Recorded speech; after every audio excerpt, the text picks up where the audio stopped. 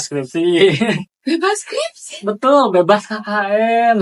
KKN? Bebas UKT juga. UKT? Betul.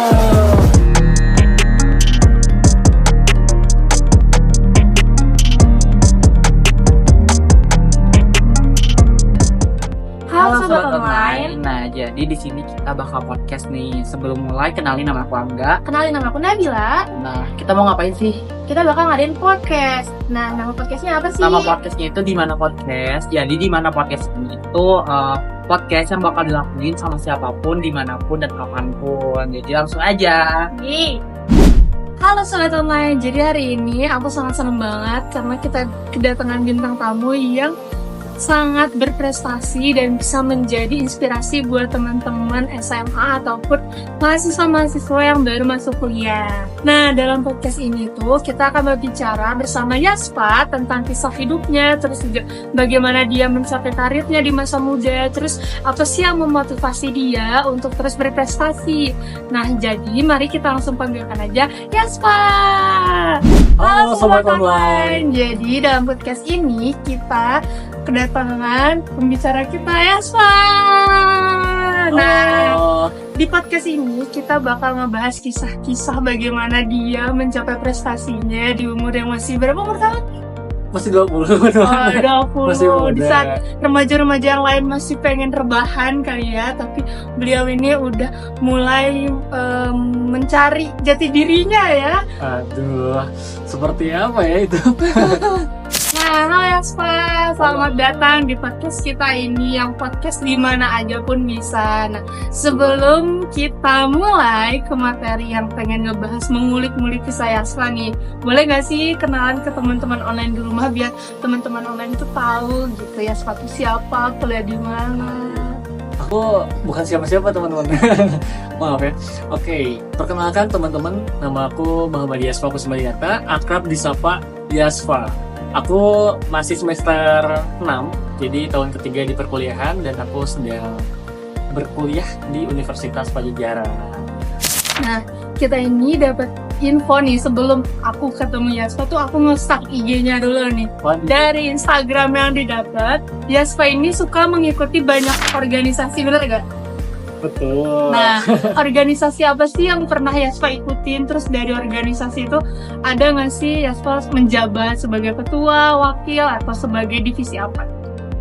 Oke, sebetulnya ada beberapa sedikit banyaknya gitu ya pengalaman yang aku ikuti gitu. Sedari awal perkuliahan, misalnya Youth Ranger gitu ya, Novo Club juga itu jadi salah satu di antara beberapa organisasi lainnya. Ada pula kepanitiaan di dalam kampus, di luar kampus yang aku ikuti juga. Dan kalau untuk menjadi pemimpin, ya, menjadi ketua, menjadi wakil, itu pernah. Misalnya jadi apa nih? project officer dari sebuah kepanitiaan, jadi CEO dari sebuah kegiatan juga, dan jadi wakil ketua di Novo Club Region 3 Jawa Barat. Wah, itu kan suatu organisasi yang bisa dibilang gede ya. Terus juga banyak orang yang pengen daftar ke situ. Terus aku juga sempet lihat teman-teman aku yang bikin twibbon tentang Novo Club gitu kan. Iya, itu ramai tuh. Nah, itu gimana caranya kamu bisa sampai menjadi seorang wakil ya di antara banyaknya mahasiswa, enggak mahasiswa, pasti anak-anak lain juga pada pengen gitu. Gimana cara kamu bisa sebagai wakil gitu di suatu organisasi yang bisa dibilang gede? Nah, ini cukup menarik ya teman-teman ceritanya, karena aku melihat Novo Club itu awalnya karena ini dari Paragon. Wah, siapa dong yang nggak kenal Paragon dan nggak tertarik gitu? Pasti orang-orang, aku mau nih join gitu ya. Awalnya iseng-iseng karena ini wah organisasi dari Paragon, aku mau coba masuk karena ada harapan juga nanti di masa mendatang pengen kerja di Paragon juga gitu.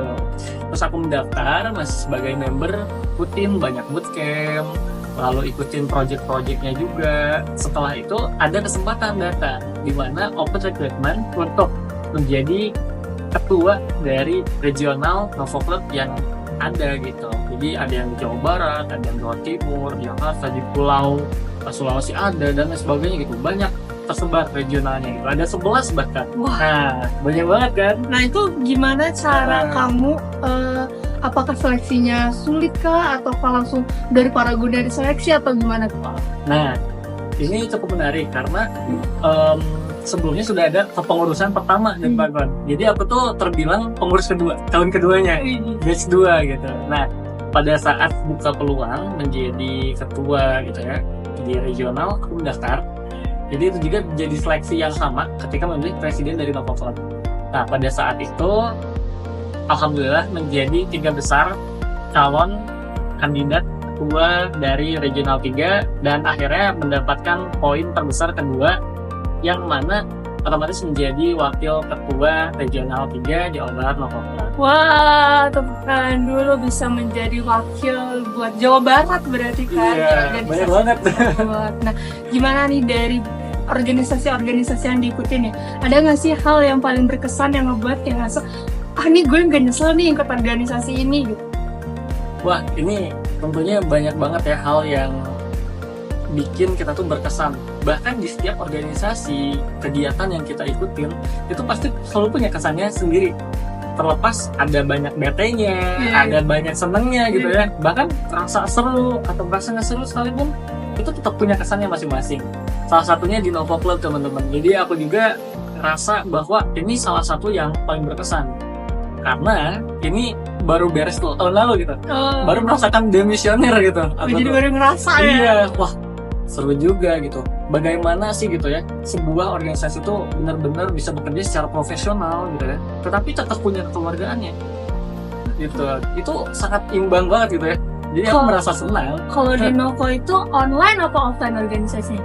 Nah, untuk Novo sendiri itu sistemnya hybrid. Jadi ada program kerja yang memang dari pengurus itu diadakan secara offline, tapi memang lebih banyaknya offline ya, meskipun ada juga online. Ada juga kolaborasi secara online ataupun hybrid dengan regional lain bahkan, atau dengan komunitas yang ada di sekitar Jawa Barat gitu ya.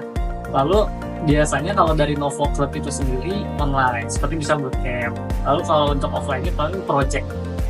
Oke, berarti masih banyak berinteraksi juga sama yang lainnya ya. Pasti. Oh ya nih Aspa, jadi di luar sana itu kan masih banyak nih Gen Z ataupun siswa-siswa, mahasiswa yang ngerasa kayaknya organisasi belum terlalu penting buat mereka, kayak atau enggak mereka ikut organisasi itu keharusan dari si universitas ataupun SMA-nya gitu kan. Nah, kenapa sih Yaspa ini kayak pengen banget ikut banyak organisasi gitu?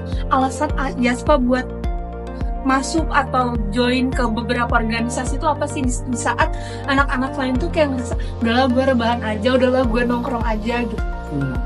Sebelumnya saya juga pengen rebahan ya teman-teman. Pengen rebahan iya, gitu ternyata. Karena setelah merasakan ya naik turunnya organisasi, tapi di balik hal itu memang seneng gitu.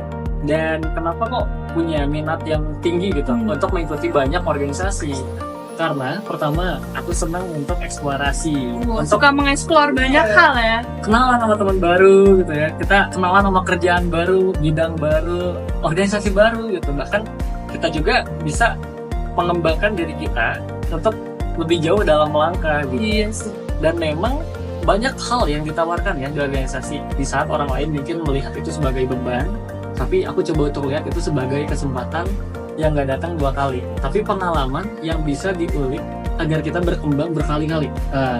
Habis itu memang itu investasi buat masa depan kita. Karena kan di luar sana nggak butuh IPK yang hanya tinggi, tetapi harus dibarengi gitu ya, dengan skill yang nyata, dengan pengalaman yang memang udah terbukti gitu. Sehingga ya aku juga memilih untuk aktif dalam organisasi untuk lebih mengeksplorasi dan mengekspresikan diri aku. Aku memilih untuk lebih bisa lah dalam mengembangkan diri aku untuk ke level selanjutnya dan menjadi versi yang terbaik gitu dari diri aku. Oke, jadi ya seenggaknya udah punya jam terbang lebih dulu dibanding yang lain ya.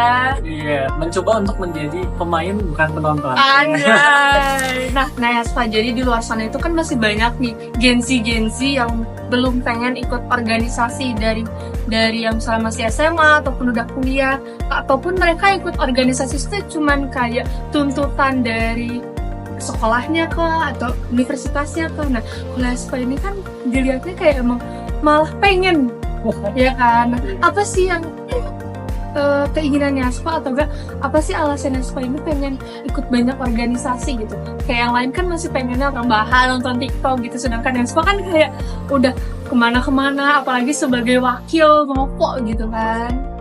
Sebetulnya saya juga pengen rebahan teman-teman. Jadi sedang mengalami lah pasang surutnya organisasi. Cuman tetap menjadi organisasi itu hal yang aku senangi. Karena dengan organisasi aku bisa explore banyak hal, kenalan sama teman baru, bisa belajar ini itu gitu ya, di bidang yang baru, bahkan di posisi yang berbeda dari organisasi sebelumnya. Lingkungan yang baru dan organisasi yang baru itu bakal bikin kita tuh menyadari bahwa oh iya, itu harus kita ambil karena kesempatan tuh nggak datang 2 kali. Sementara kalau pengalaman itu harus kita ulik berkali-kali sehingga kita bisa naik level. Nah, aku juga memandang ini bukan sebagai beban, tetapi sebagai investasi untuk masa depan. Benar. Karena memang pasti akan perlu gitu.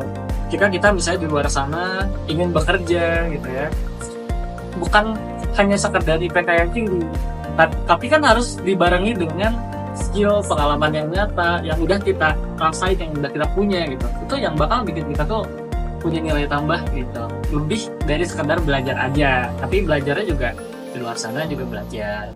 Dan kenapa aku kok bisa ngejar banyak hal organisasi gitu ya, karena aku mau coba untuk jadi pemain bukan penonton. Widih, emang harusnya tuh kita jadi pemain ya di generasi Iya, ini. sudah saja kita kesana kemari gitu. Iya bener banget, karena banyak mengikuti organisasi itu juga jadi nilai plus buat diri kita ya. Jadi Betul. punya pengalaman lebih, buat kedepannya juga ada bayangan di masa depannya kan. Iya. Nah teman-teman, jadi Aspa ini gak cuman mengikuti banyak organisasi, tapi juga dia udah ngikutin berbagai lomba ya, kejuaraan sejak SMA, bener gak? Alhamdulillah iya. Jadi kayaknya udah jiwa-jiwanya udah banyak banget ada di Aspa ya, dari banyak Waduh. organisasi gitu kan. Nah dilihat dari Instagramnya juga ya teman-teman, Aspa ini sering ikut lomba-lomba dari sejak SMA, bener gak? Alhamdulillah iya. Nah boleh di-spill gak sih pernah ikut lomba apa gitu? Terus dari sebanyak yang lomba yang kamu ikutin ya, ada gak sih hal yang mungkin berkesan gitu, kayak aduh ini lomba stres banget nih, pusing banget, tapi kamu bisa juara tuh suatu kebahagiaan, ataupun mungkin nggak juara tapi kamu bisa dapat pengalaman gitu. Boleh dong di spill buat teman-teman online dulu. Oke. Sebetulnya banyak ya hal-hal yang bikin berkesan, tak pusingnya, atau bahkan hal lucunya gitu ya dari lomba yang aku ikutin. Dan fun fact-nya, dari waktu kecil gitu ya, atau SD, SMP itu pernah ikut lomba. Cuma memang tidak sebanyak waktu SMA, dan lebih banyak lagi waktu kuliah karena waktunya yang fleksibel. Nah, ada yang cukup berkesan ya. Jadi waktu SD aku pernah ikut lomba sholat. Lomba sholat, iya, juara satu lagi kecamatan. Wah, selamat ya, Iya, selamat. kalau kalah kan dipertanyakan sholatnya gitu. Iya, Cuma itu ya hanya biasa lagi, lomba-lomba dari sekolah gitu. Cuma memang kalau dari SMA itu fokusnya di bidang bisnis atau ekonomi. Meskipun aku anak IPA, anak saintek gitu. jadi jauh ya, Iya. berbalik ya. Iya, sangat berbeda gitu. Bahkan aku pun kaget. Pernah waktu itu OSM, Olimpiade Ekonomi, waktu kelas 10 SMA. Lalu di setiap tahunnya ada ikut lomba bisnis plan. Dan sampai sekarang di perkuliahan ya, lebih mendalami lagi lomba bisnis itu, bisnis plan, bisnis case, tentang inovasi ide gitu ya, tentang lomba IT juga bahkan ikut gitu. Ikut ya. Iya. Sebelumnya jurusannya apa? Teknologi industri pertanian. Oke, beda jauh banget. ya, jauh. Beda. jauh. Tapi memang itu industri gitu. Iya. Jadi belajar tuh banyak banget, manajemen belajar, IT-nya belajar. Semuanya ya. Yang lab juga bahkan. Oke. Jadi nggak hanya tugas lapangan, tugas di lab juga. Oke. Banyak gitu. Iya. Terus nih, apa sih motivasi utama kamu buat ikut lomba itu?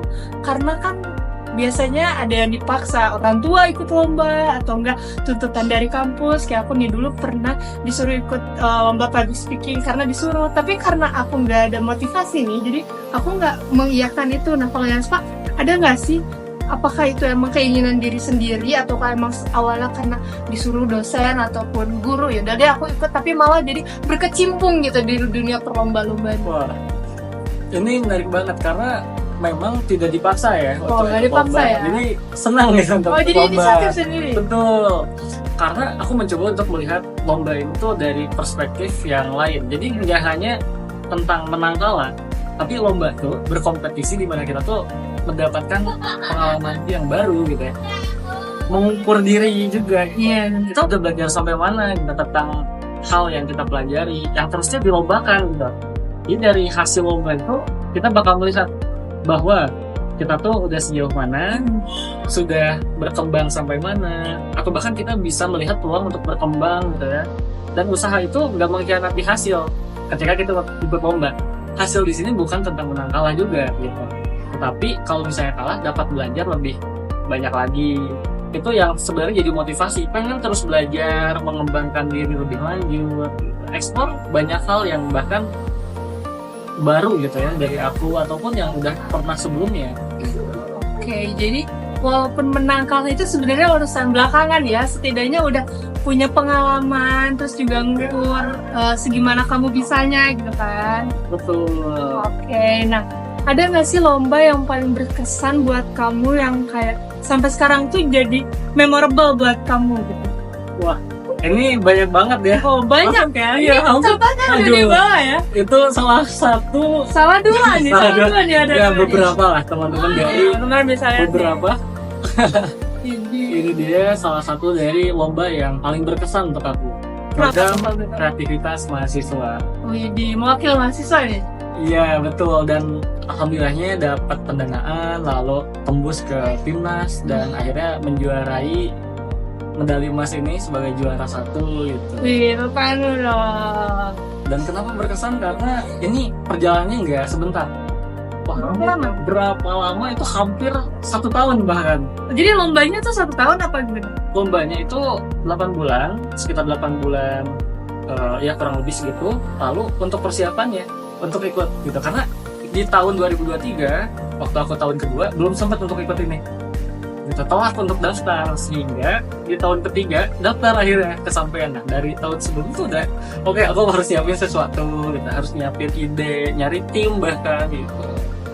Oke, nah dari Yasmo kan dari SMA-nya ya, kita bilang aja dari SMA gitu, udah sering ikut organisasi, udah ikut sering lomba-lomba. Nah, ada nggak sih tantangan organisasian ataupun lomba-lomba yang mungkin kayak sebagai Yasmo juga kan seorang mahasiswa ya, mungkin kayak mengatur jam buat kapan harus jadi sebagai mahasiswa, kapan harus sebagai anggota organisasi, kapan harus fokus lomba itu kayak gimana gitu? Kebegang nggak sih atau sempet kayak Yaspa ngerasa, aduh ini keteter banget nih, lagi sibuknya tugas kuliah, terus organisasinya nggak kepegang ataupun begitu sebaliknya. Pernah nggak sih gitu? Pernah banget gitu ya. Pernah ya? Iya, bahkan sangat pusing ya ketika kita ada di organisasi ya, belum lagi lomba, belum lagi tugas kuliah bahkan. Ya, relate banget dong sama anak organisasi, bahkan pusing ya ternyata gitu ya. Udah deadline tugas gitu ya. Wah, bayangin deadline tugas, deadline lomba, deadline organisasi mepet-mepet atau bahkan di hari yang sama. Wah, itu gimana tuh cara mengatasinya? Itu menjadi tantangan yang perlu kita atasi. Nah, aku tentu harus konsisten. Jadi pertama konsisten, kedua tanggung jawab, di mana tanggung jawab dan konsisten ini bakal berbarengan. Ketika kita udah ambil organisasi, dari awal sampai akhir kita selesain. Kita ikut lomba, dari awal sampai akhir kita selesain. Dengan hasil dan usaha yang sebaik mungkin. Dimana kita tuh ngasih hasil maksimal dari diri kita. Lalu ada manajemen waktu. Nah biasanya aku mengikuti Eisenhower Matrix. Nah, itu tuh matriks di mana kita tuh bakal ukur kesibukan kita, kegiatan kita itu berdasarkan seberapa urgent, seberapa pentingnya gitu ya, tentang apa sih yang kita ikutin gitu. Maksudnya kita bisa urutkan mana yang penting dan urgent, mana yang urgent gak penting, mana yang penting gak urgent, mana yang gak penting dan gak urgent. Jadi ketika ada deadline bertabrakan, kita bisa melepas salah satu. Misalnya minta tolong teman organisasi kita, tolong dong guys, minta tolong untuk handle ini karena aku lagi ada ini gitu. Tapi ketika yang urgent dan penting, maka kita harus dahului ya, gitu. Oke, jadi teman-teman kuncinya itu kan pertama pastinya bertanggung jawab juga ya, manajemen waktu juga, dan Yaspa ini bisa mengatur gitu ya waktunya di masa muda, menggunakan waktunya semaksimal dan seefektif mungkin kan. Alhamdulillah ya. Nah teman-teman pasti pada saat gak sih sama mendali-mendali ini, aku penasaran banget nih sama yang ini yang sangat menonjol ya di belakang Sangat ini. menonjol. Gak mungkin ini cuma sekadar mendali ya. Ini yang 8 bulan itu bukan? Yang Yang hampir hampir setahun setahun itu bahkan. Nah, Iya. Ada gak sih benefit selain ini buat jadi pajangan gitu? Oke, jadi tuh sebetulnya simbolis ya, sebagai kita sudah menjuarai peringkat pertama teman-teman. Tapi alhamdulillahnya dari kampus memberikan sedikit hadiah karena sudah memperoleh medali emas ini gitu ya, yang berkilau ini. Kilau gak guys? Nah, Iya. ini ya. Kilauan-kilauan ini memiliki makna teman-teman. Pertama, bebas skripsi. Bebas skripsi, Betul, bebas KKN. KKN. Bebas UKT juga. Betul. Nih buat teman-teman yang gak mau skripsian, gak mau KKN, gak mau banget bayar UKT, kalian bisa ikut lomba yang hampir 1 tahun ini PKM guys. Timnas teman-teman. Nih ya, ikutin. Stres nih kalian ya. Stres masih. Seru tapi seru. Boleh. Seru. Jangan lupa kalau kalian punya kesempatan mencoba untuk ngikutin kegiatan-kegiatan yang ada. Nah guys, buat FYI aja ya, Yaspa ini itu suka juga buat menjadi seorang pembicara sebagai narasumber juga di beberapa seminar ya. Waktu itu juga pernah ada di seminar yang dibuat oleh Prodi Ilmu Komunikasi di Unicom, bener gak? Betul. Gimana perasaannya bisa menjadi salah satu narasumber? Alhamdulillah sangat senang ya, karena ini adalah kesempatan yang kita tuh nggak cari tapi datang sendiri. Benar. Tapi aku percaya bahwa kesempatan ini datang pasti karena apa yang sudah kita usahakan.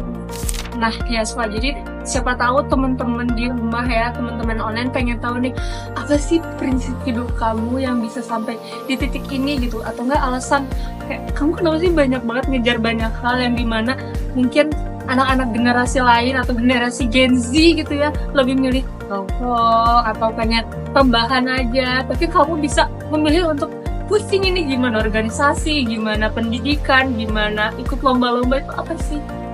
Ya, jadi untuk prinsip hidup aku itu sederhana sebetulnya. Ad maiora nat sum. Apa itu artinya? Artinya kita dilahirkan untuk hal-hal yang lebih besar, bahkan lebih besar daripada diri kita sendiri. Termasuk untuk mimpi-mimpi aku yang besar, yang tidak cukup kuat untuk aku gapai sendirian, untuk aku gapai di saat yang sekarang. Sehingga aku harus terus bertumbuh. Karena aku percaya bahwa hal yang kita usahakan pasti akan menghasilkan hal yang kita mau juga gitu, selama kita memang konsisten. Dan aku juga melihat bahwa kita tuh selalu punya potensi ya. Jadi untuk individu siapapun gitu ya, tidak hanya aku, tetapi untuk teman-teman semua gitu ya, itu juga mereka pasti punya potensi. Tapi cuma mereka yang berani melangkah yang bisa untuk lebih dari sekedar gitu aja. Dan tentunya gitu ya, aku juga pengen terus belajar gitu ya, biar bisa menggapai mimpi-mimpi aku itu, untuk bisa lebih berusaha, jatuh, gagal, bangkit lagi, berkembang lagi, naik level lagi.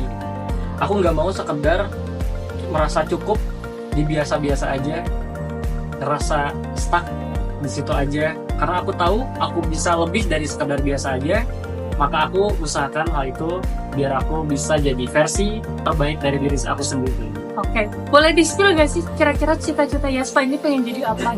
Oke, cita-cita aku pengen jadi seorang CEO, pembisnis tentunya, yang memang bisa memberikan banyak manfaat gitu ya ke banyak masyarakat, bisa memberdayakan masyarakat Indonesia ini lebih luas lagi, sekaligus memang bisa jadi tempat untuk aku eksplorasi, karena aku senang kerjanya agile, dinamis gitu. Pengen tantangan tuh suka ya? Betul, resiko gitu ya. Dia emang suka ya hal yang beresiko kan ya? Iya, betul banget. Oke, nah mungkin nih teman-teman online di rumah kayak pengen nih menjadi mahasiswa yang aktif gitu, tapi belum tahu nih keuntungannya atau benefitnya apa nih. Boleh nggak sih di-share ke teman-teman online kayak keuntungan menjadi mahasiswa atau anak muda yang aktif di organisasi di dalam ataupun di luar kampus itu apa sih? Biar teman-teman mungkin bisa menjadi termotivasi gitu dari Yaspa. Oh iya nih, ternyata kalau jadi anak yang aktif di usia muda itu banyak banget hal yang bisa didapetin. Oke, sebetulnya banyak banget teman-teman. akan hal yang bisa kita dapetin untuk aktif sebagai mahasiswa, karena kita harus manfaatin label mahasiswa. Kenapa tuh? Mahasiswa dengan labelnya aja kita bisa mendapat banyak peluang, banyak kesempatan yang kita temuin. Sering nggak lihat lomba poster untuk magang, untuk organisasi, tapi ada syaratnya mahasiswa aktif, mahasiswa semester sekian, untuk beasiswa juga. Jadi banyak gitu hal yang memang diperuntukkan untuk mahasiswa, karena sebagai mahasiswa kita emang harus belajar gitu, karena untuk mempersiapkan diri kita untuk lebih baik, sehingga hal itu kan salah satunya bisa berdampak ke karir kita, ke mimpi kita, banyak hal gitu. Dan benefitnya banyak banget tentunya. Apa tuh, boleh gak di-spill biar teman-teman tahu gitu, biar semangat untuk menjadi anak muda yang berprestasi dan aktif gitu. Ya, jadi tidak hanya tantangannya, tapi benefitnya banyak gitu, sesuai lah dengan tantangannya. Pertama, kita bakal punya networking yang luas, kenal banyak teman gitu ya, dari univ lain gitu ya, dari kota lain, dari daerah lain, bahkan dari negara lain gitu. Lalu kita juga bisa mendapatkan skill yang nyata, pengalaman yang bisa kita dapetin cuma hanya di organisasi. Kalau misalnya kuliah aja, mungkin apa yang kita dapetin hanya seputar dengan mata kuliah, dengan proyek-proyek kuliah, tapi dengan organisasi kita bisa eksplor lebih banyak. Sehingga skill nyata itu bisa jadi soft skill, bisa jadi hard skill. Bayangin, kapan lagi kita belajar leadership, public speaking gitu ya, dan masih banyak hal gitu kalau bukan lewat organisasi. Jadi nggak hanya IPK yang bagus, tapi harus pengalaman juga bagus gitu. Itu bakal jadi nilai plus ketika kita mau beranjak ke masa bekerja gitu, mau intern gitu, mulai ke karir gitu, itu bakal jadi nilai plus. Oke, nah benar banget teman-teman. Jadi menjadi seorang mahasiswa yang aktif itu emang banyak benefitnya ya. Aku juga ikut organisasi online yang mungkin emang nggak ketemu secara langsung, tapi dengan online juga kita tetap ada interaksinya kan, ada kerjasama juga tetap ada. Nah, jadi sebagai mahasiswa yang aktif ini juga kita juga dapat relasi pasti, pengalaman iya, jam terbang juga udah pasti dapat ya kan. Pasti dapat. Oke. Pertanyaan terakhir nih yang mungkin bisa ditunggu-tunggu sama teman-teman online lainnya ya. Nah, boleh nggak sih kasih tips atau tips and trick lah buat teman-teman online, ataupun pesan yang buat teman-teman online di rumah biar kayak semakin ingin menjadi mahasiswa yang aktif gitu, anak muda yang aktif di saat yang lainnya masih berusaha nanti aja deh ikut organisasi, nanti aja deh coba lomba-lomba online yang mungkin sebenarnya lomba online juga udah banyak gitu kan. Coba boleh buat teman-teman yang bikin semangat. Oke. Kalau dari aku memang setiap orang tentunya punya beda-beda ya impiannya gitu ya, perasaannya. Ada yang suka organisasi, ada yang enggak. Tapi itu bukan hal yang buruk. Karena itu adalah pilihan, dan setiap pilihan akan menentukan kita nanti mau ke arah mana, mau jadi apa, mau jadi seperti apa di masa mendatang. Itu kan kita yang tentuin. Pertama, kenali passion kalian. Kalian harus tahu kalian tuh minat di bidang mana, kalian suka tuh ngapain, sukanya ngapain. Ada yang suka ngobrol sama orang gitu ya, ada yang suka coba untuk merancang sebuah proyek, ada yang sukanya belajar, itu nggak apa-apa. Tekuni apa yang kalian suka. Pertama kalian kenali, kedua kalian mulai tekuni, ketiga kalian coba. Kalau ketika kita ada di zona nyaman kita, kadang kita tuh takut buat keluar. Bener-bener. Nah, tips yang ketiga ini, dimana kita tuh harus keluar dari zona nyaman, itu bikin kita bakal menyadari banyak hal bahwa, oh ini ternyata perlu untuk passion saya, oh ini ternyata perlu untuk mendukung mimpi saya. Bahkan ya dunia itu terlalu luas untuk kita sendiri. Makanya ya go ahead, explore kesana kembali dan temuin passion lo, karena itu adalah hal yang bakal nentuin akan jadi seperti apa kamu dan siapa kamu di masa mendatang. Keren dong. Selain memotivasi teman-teman, juga memotivasi diri saya sendiri ya. Karena saya juga lebih suka di zona nyaman. Jadi kalau misalnya dia keluar zona zaman itu kayak jadi takut gitu rasanya. Kayaknya itu yang harus dicoba dipatahin kali ya. Iya betul, karena ketika kita melangkah keluar juga, bisa juga menciptakan zona nyaman di tempat kita melangkahkan pergi gitu.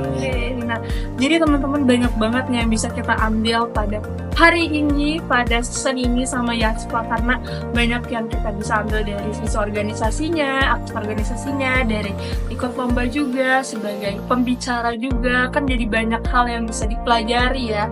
Nah, terus juga bisa mengekspresikan diri, cari jati dirinya, disukainya di mana, itu kan menjadi inspirasi buat teman-teman yang mungkin di sana masih belum pede ya buat kayak ini sebenarnya udah punya fashionnya nih tapi belum pengen dikeluarin gitu, masih malu-malu. Nah, jadi buat teman-teman di rumah yang udah ngerasa udah punya fashion, udah punya rasa gue bisa nih, coba kalian harus mencoba ya, benar gak? Betul banget. Nah, karena kapan lagi gitu kalau bukan sekarang. Selagi masih ada waktunya ya. Nah, semoga episode kali ini bisa buat kalian memikirkan kembali di masa depan ya, atau yang sekarang udah SMA mau masuk kuliah, udah mempersiapkan dirinya gitu kan, walaupun di generasi lain atau teman-teman kalian yang masih berehat-rehat, tapi kalian bisa maju selangkah lebih maju gitu kan. Nah, semoga dari kegiatan podcast hari ini bisa memberikan pengalaman buat kalian, memberikan gambaran gitu ke depannya. Kita juga thank you banget buat Yaspa ya, udah menjadi narasumber kita pada hari ini. Tepuk tangan dong. Terima kasih banyak kembali. Iya, semoga Yaspa bisa menjadi narasumber pembicara kita di podcast episode selanjutnya. Siapa tahu nanti ada yang komen, Kak boleh dong sama Kak Yaspa part 2. Boleh. Kak boleh dong sharing-sharing lagi sama Kak Yaspa. Siapa tahu ya, kan kita nggak ada yang tahu. Siapa tahu banyak yang habis dari nonton video ini ngefans ya Kak Yaspa. Jangan lupa juga di follow nanti. Nah, pokoknya thank you banget buat Yaspa udah nyempetin hadir dari hari ini ya. Mungkin pasti jadwalnya padat ya sebagai anak organisasi, sebagai anak mahasiswa lagi ya. Ya, begitulah sebagai mahasiswa ya. Kita udah ada dispesialin gitu ya buat dikasih waktu. Nah, thank you banget buat teman-teman di rumah juga. Jangan lupa nonton episode yang lainnya dan jangan lupa juga buat subscribe, like, dan komen. Sampai ketemu di episode selanjutnya. Bye bye.